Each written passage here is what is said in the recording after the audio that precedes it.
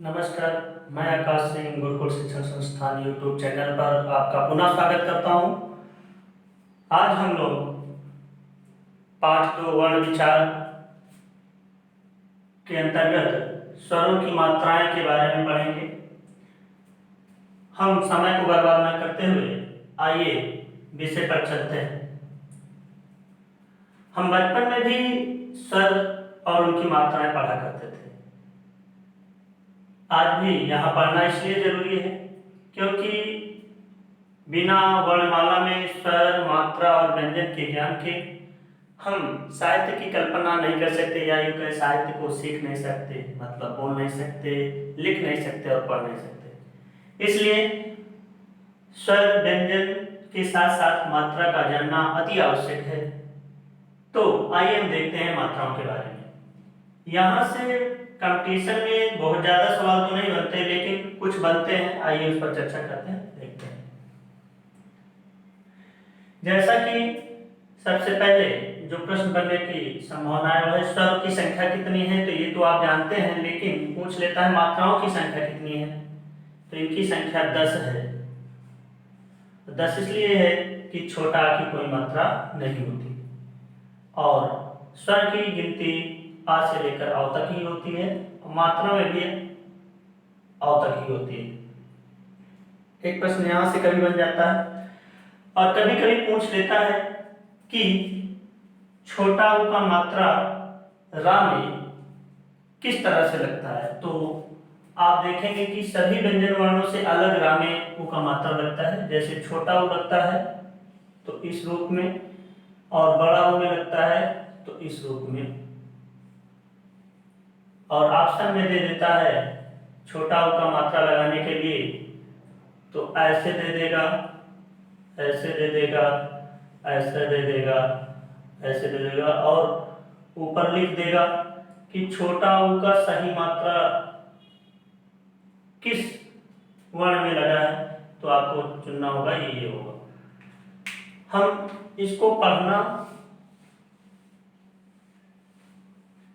पढ़ने के बारे में, इसको किस तरह से पढ़ते हैं इसके बारे में आइए देखते हैं। बचपन में हम 2 तरह से पढ़ते थे स्वर को, आज भी वही पढ़ेंगे। एक पढ़ते थे मात्रा के आधार पर, यानी जिसमें जितनी मात्रा लगी है उसको उसके आधार पर छोटा बड़ा कहकर। जैसे छोटा, बड़ा, छोटी, बड़ी, छोटा उ, बड़ा उ, री, ए, ओ, औ, अं, आ। स्वर की गणना सिर्फ अ तक ही होती है। स्वर की संख्या 11 है। मात्रा में छोटा आ की कोई मात्रा नहीं होती, इसलिए बड़ा आ से शुरू होता है मात्रा। तो ये बड़ा, छोटी, बड़ी, छोटा उ, बड़ा उ, री, ए, ओ, औ, अं, आ। यहाँ भी हम जब मात्रा को स्वर के अनुसार काउंट करेंगे तो ये भी यहीं तक गिना जाएगा। हम दूसरा जो पढ़ने का तरीका था वो था समय के आधार पर, यानी जिसमें जितनी मात्रा लगी है उसमें उसी के हिसाब से हम समय देते थे।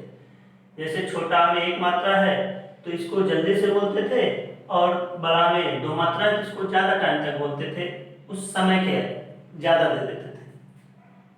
वो जो समय का कम ज्यादा देना है ये ह्रस्व और दीर्घ स्वर के परिभाषा के अनुसार देते हैं। जैसे बोलते हैं अ, आ, इ, ई, उ, ऊ। तो ये हम ह्रस्व स्वर और दीर्घ स्वर की जो परिभाषा लिखे थे कि जिस स्वर के उच्चारण में कम समय लगे या एक मात्रा का समय लगे उसे ह्रस्व स्वर कहते हैं।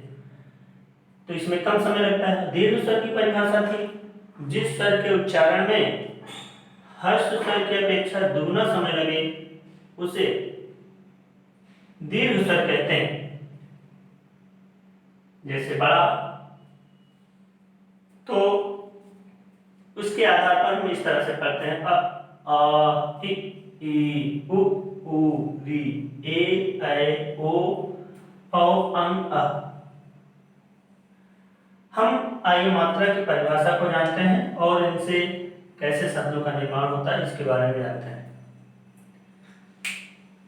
मात्रा की परिभाषा है स्वर का जो चिन्ह व्यंजन में लगता है उसे मात्रा कहते हैं। स्वर का जो चिन्ह व्यंजन में लगता है, यानी ये मात्रा कभी स्वर में नहीं लगेगा। मात्रा, ये जो स्वर का मात्रा है कभी स्वर के साथ नहीं लगेगा। ऐसा नहीं है कि बड़ा आ में छोटा ओ लगा देंगे, नहीं। मात्रा जब कभी अपने रूप में आएगा तो स्वतंत्र रूप में आएगा। सॉरी, स्वर जब आएगा जहां जिस शब्द में तो स्वतंत्र रूप में आएगा, और मात्रा जो है वो हमेशा व्यंजन वर्ण के साथ आएगा। मात्रा हमेशा किसके साथ आएगा? व्यंजन वर्ण के साथ। स्वर वर्ण भी स्वतंत्र रूप में आ जाते हैं किन्हीं किन्हीं शब्दों में, जैसे हम आम लिखते हैं तो आम में स्वर स्वतंत्र रूप में आ गया। ऐसा नहीं कि हम बड़ा का मात्रा लगा करके माँ लिख देंगे और ये आम पढ़ा जाएगा, नहीं। यहाँ स्वतंत्र रूप में आए इसलिए मैं इसको आम ही लिखूंगा। लेकिन व्यंजन वर्ण के साथ जब किसी स्वर का उच्चारण होगा तब हम उसे मात्रा रूप में लिखेंगे। जैसे मान लीजिए शब्द है किसान, किसान है तो का में ई का उच्चारण हो रहा है, तो हम ऐसा नहीं है कि इधर लिख देंगे ई या इधर लिख देंगे ई, ऐसा नहीं है। स्वर रूप में हम मात्रा के रूप में लिखेंगे ई का, तो ये हो जाएगा कि सान।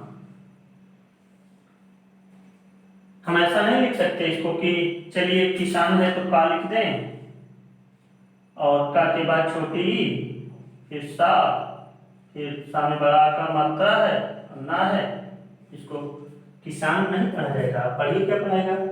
कैसे आम, यानी ये गलत हो जाएगा, ये सही हो जाएगा। तो इस तरह से ही हम मात्रा का प्रयोग करते हैं, इसको जानना बहुत जरूरी है।